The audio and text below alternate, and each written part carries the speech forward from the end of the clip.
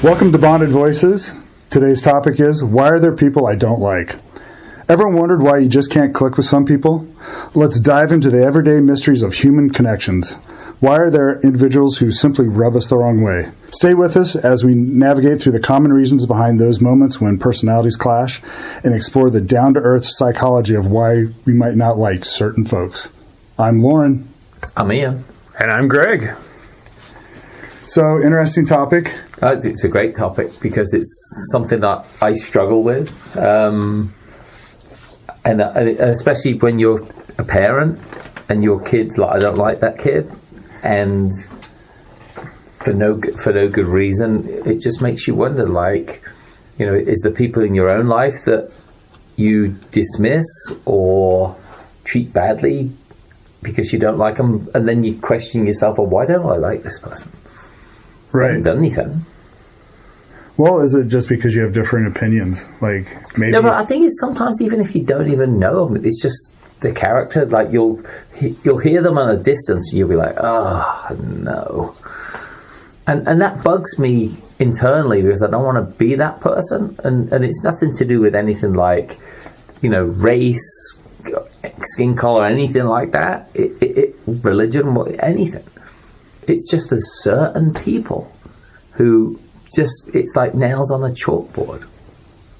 And for me, I'd love to get to the bottom of understanding, maybe I need a therapy session for it, of like why I go through this, right, and how I can stop doing it.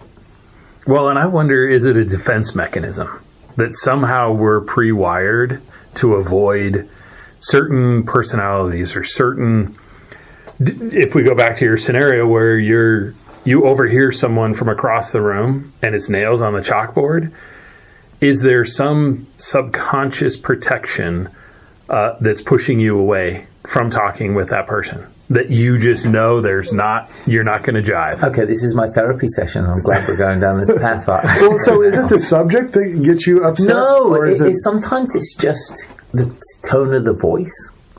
Oh, interesting. Yeah, no, it really is. And I always remember from a therapy session back in school, right, where even some kids... Ian's laying down on the couch now. Right. Even some kids at school, I remember when I was a kid, openly thinking, I just don't like that kid. I don't know why.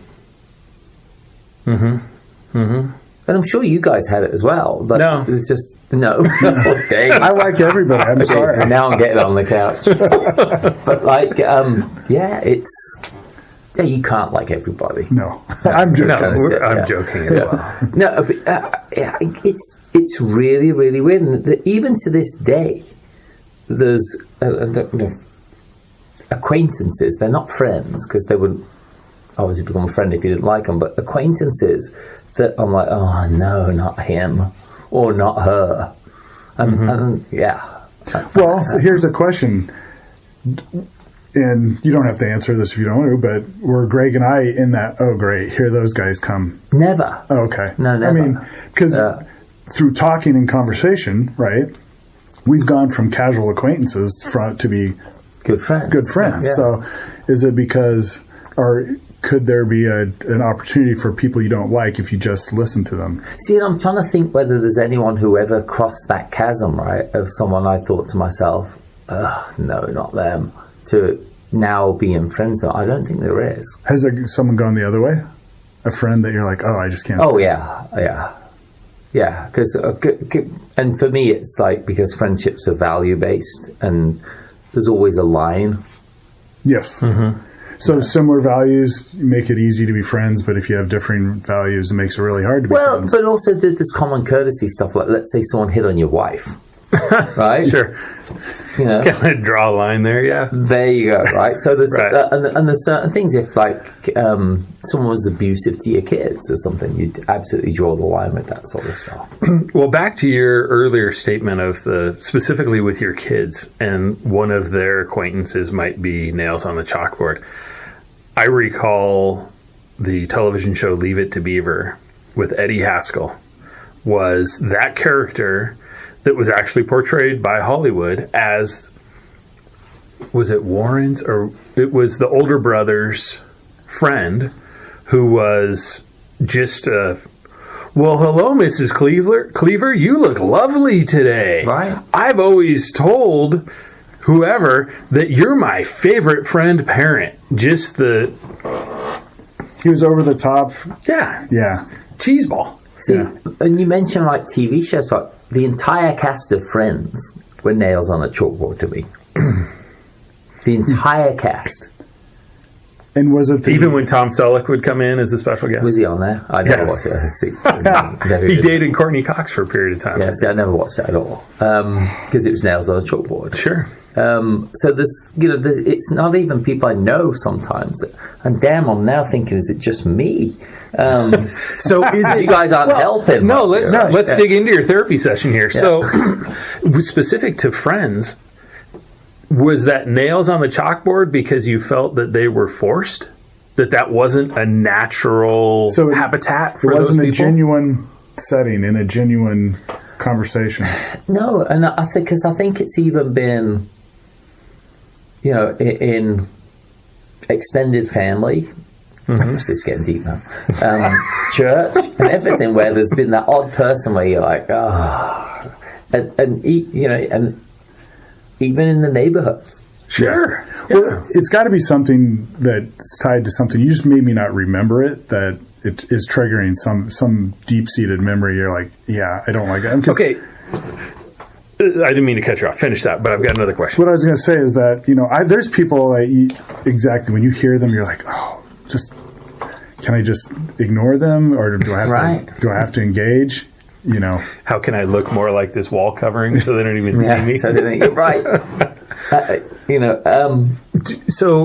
Do you think that someone, and we're going to take a sharp left turn here, do you think someone that was in solitary confinement and recently got out would love to be in that environment where they hear that person that's nails on the chalkboard, or would it be even more amplified because they were in solitary confinement? So do you think that it has something to do with, as you mature in time, as you develop, as your brain continues to gather data, and we continue to get smarter over the years, at least we think so, then is it a matter of, I knew somebody that had that tone pattern, that those mannerisms, they were toxic, I'm not even going to go there.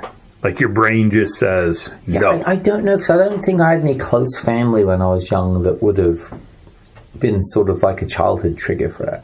It was, and I'm coming from a sense of caring that I don't want to be the person that has people in his life he doesn't like. I don't want to be that person, right? But and I don't treat anybody badly. Even if that person would talk to me, I'd be civil. Sure, right. Which I think goes back to your question of, are we really good friends? I'm starting to reevaluate this whole podcast thing. Exactly. And so it's, and I look at my kids, and when they're like, this kid, I hate him. I'm like, why? I don't know. So that's fascinating. That I've passed it down. Well, so I wonder, at what age do you have any rough idea on what age? My earliest memories I can remember, the feeling of why don't, and it's really a question I ask myself: why don't I like that person, or why does that person's voice annoy me? See, I noticed that when I was younger, I would dislike people more. And I think I segregate myself from people more now, so I don't deal with people I don't like. Yeah. So growing up, there was wonderful neighborhood that I grew up in, just epic. Everybody knew each other. The parents all hung out. It was wonderful. But there was one of the moms that lived in the neighborhood that, for whatever reason, I just didn't like. And everybody else that I've since talked with said, oh, she was wonderful. Why didn't you like her? Right. I don't know. It's so much so that when my wife and I were pregnant with the oldest one, there was talk of naming her after this name. And I was like, no, not doing that name. Do it. Bad name. And she was a wonderful lady, according to everybody else. But there was some, to your point, there was nails on the chalkboard, some reason that I stayed away. See, and it makes me wonder, whether, for me, I tied it into self-reflection of why I don't like people. I wonder if people commit violent crime against other people start with maybe that itch of, I hate that person. Because I know in my hometown of Coventry growing up, and I heard this from, I think I've mentioned it in one of our other podcasts about a guy I used to take to work. He used to look across the bar and just find someone that annoyed him, and he would go and beat the crap out of them. And I asked him, why? Who would you pick?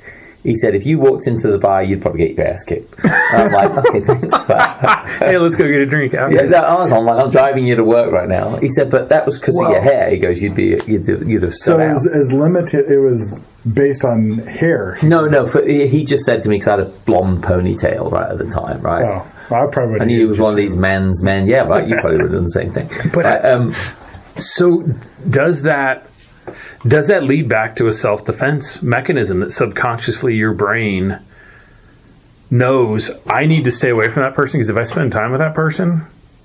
But I don't know. I recoil at the self-defense because there's a guy here in town who I met him at a party, and he's like an ex-MMA fighter. Mm-hmm. Right, big guy, Mark Kirk, very successful in the MMA world. Changed the game. They stopped people headbutting because of him. Right, he used to split people open. And I get on with him like a house on fire. Right, and he's the sort of person at a party that I wouldn't gravitate towards normally, but I got on great with Mark. So it isn't like a fear of to get away from them. And it doesn't even think it's people I could dominate, equal with, or less than in a self-defense way. Mm-hmm. It's just random.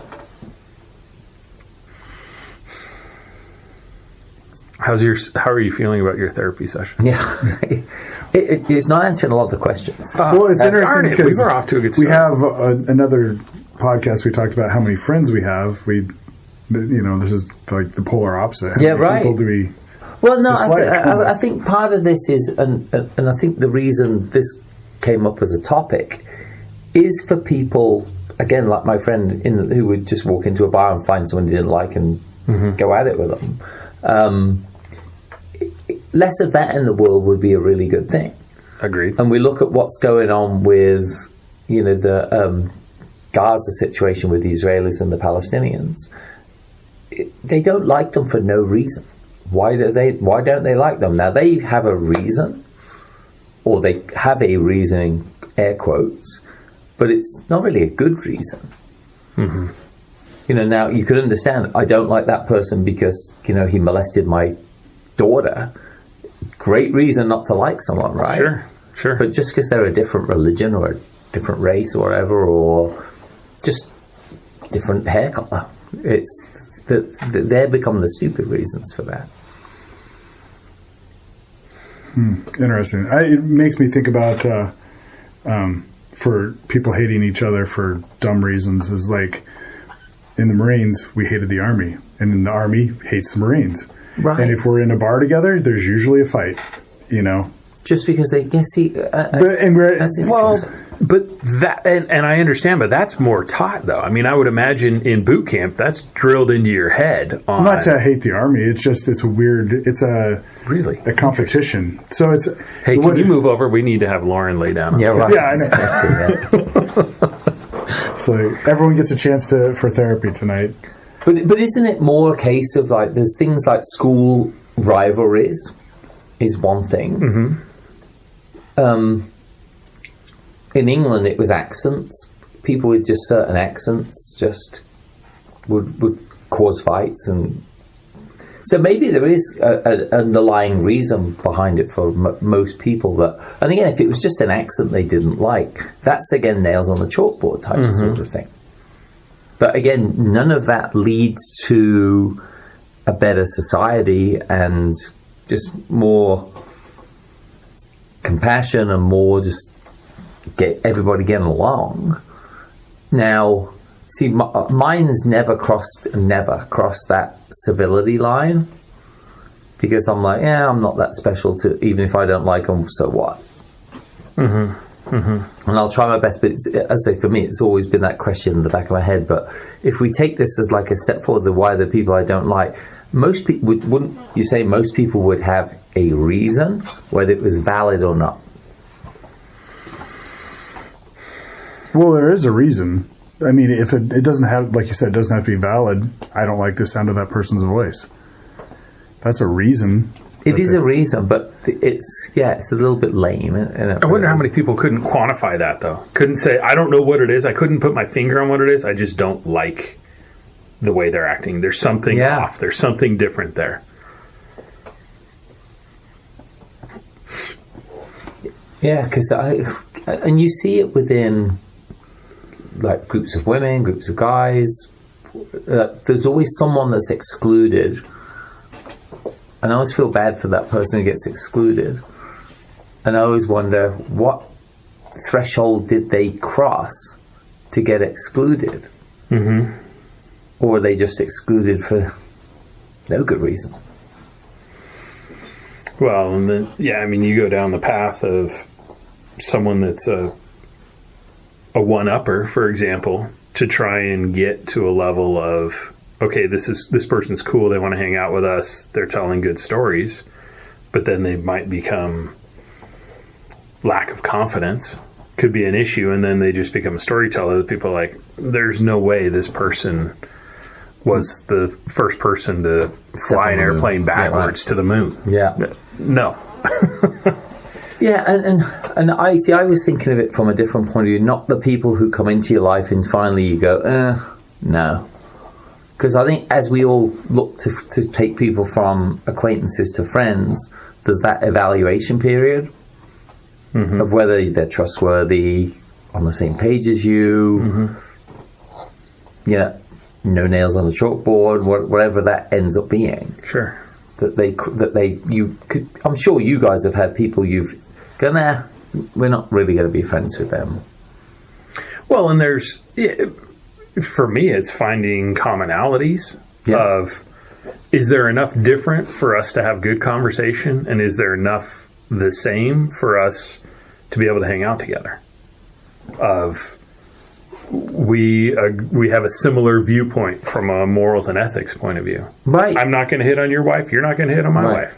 So, because remember, there's that saying, who said it? You show me your friends and I'll show you the man. Sure. Right? I think that's very apt.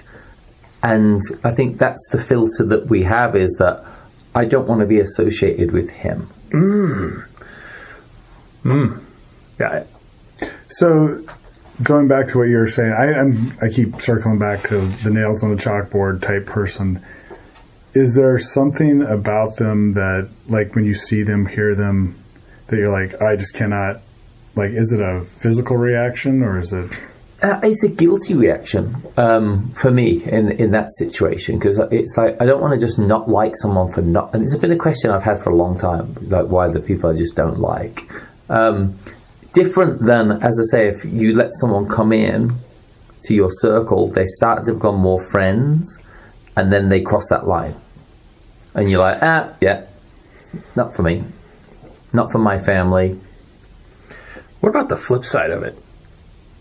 As we sit here, we've been that nails on the chalkboard to somebody. Oh, most definitely. Oh, I know I have. Yeah. And so, if we look at it from that point of view, did that keep us, because the tone of my voice, the tempo in which I talked, the way that I walk, whatever it might be, because I was nails on the chalkboard, did that somehow subconsciously protect me from that person?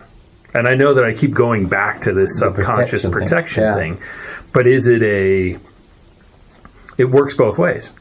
I think it helps you create distance, and it's probably healthy because no one wants to be around people who are just tolerating them. Right. Like, what a waste of a life to have that as your friendship base. Yeah, to not thrive, just tolerate. Like, oh, thank God she's gone. And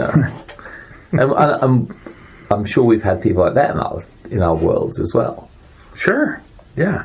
I'm quite certain that there are people. I don't know. In my past living in Los Angeles, probably a lot more judgmental in a lot of ways, especially in the entertainment world, where there was almost a very high bar to cross to be worthy. Sure. And it's like, oh, you put your pants on a different way than other people. It's that's sort of almost like it was. What, do we live a different life in the people in the industry than outside of it? But yeah, it was very judgmental in that situation. Did that cause you to feel unsettled or constantly trying out for the role? Yeah. You were always auditioning? You were performing. Okay. Yeah, absolutely. Yeah. That's not a comfortable feeling. No. But I wonder, based on that, how many people, whether in their jobs or whatever, are doing that to fit in? Mm-hmm. Sure. You've got... I know things like politics, religion, everything else can separate people, put them in different groups, but at work, you're not supposed to talk about those things because it does separate you. Right. But then again, there's all those other extraneous factors and characteristics of someone who can create that separation. Like the loud talker.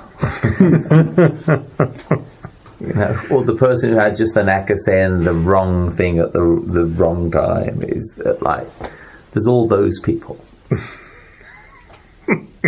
But I work with a lady who, the moment she locked eyes on you, she started talking. And she didn't stop. Yeah. And you hear people make the lamest excuse to get away from her. Yeah. And she had no filter, right? And I just felt bad. Sure. I was the guy who spent half an hour talking to her. And then did you walk away saying, I want that half an hour back? Oh, absolutely. Yeah. Sometimes the conversations were good, but sometimes they were just really just like, Maybe that's the reason. Maybe it's a time-saving mechanism. Yeah, I don't know. To keep you from investing, or to keep someone from investing time in that. When you're struggling and competing for that role of, being accepted, and if someone's being accepted that you deem not as good, that could cause you to not like them. Yeah. Because you think that they're getting an unfair advantage on you. So what do we have as takeaways? If someone else is out there struggling with the same thing of like, I just don't know why. And I think a lot of people will be in a situation where they're like, I don't have a lot of friends, but then again, I don't like a lot of people.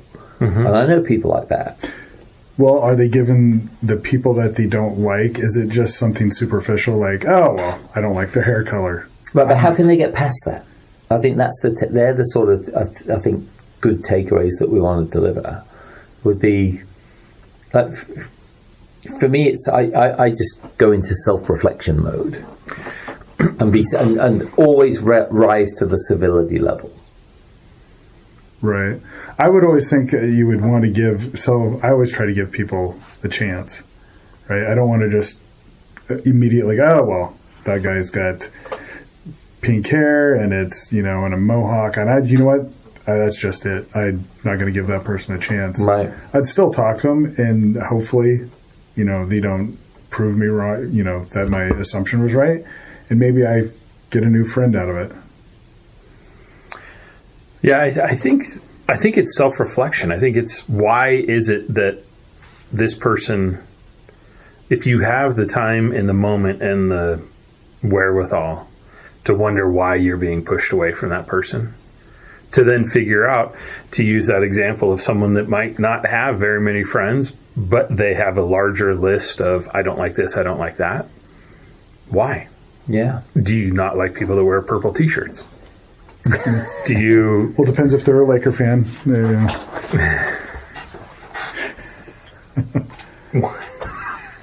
Laker fan. Oh, jeez. So to wrap it, bondedvoices.com, you can come register there to join the conversation. And look, let us know if you struggle from that sort of same thing of just having people in your life you don't like for any reason. Mm-hmm. And again, we'll see you next time on Bonded Voices. I'm Ian. I'm Greg. And this is Lauren. Adios. Hi, this is Ian from Bonded Voices. Each month we will be giving away $100 in gift cards to our fans. All you have to do is register on the bondedvoices.com site and solve the monthly puzzle. It's easy to do, no purchase necessary. Thanks for being a listener.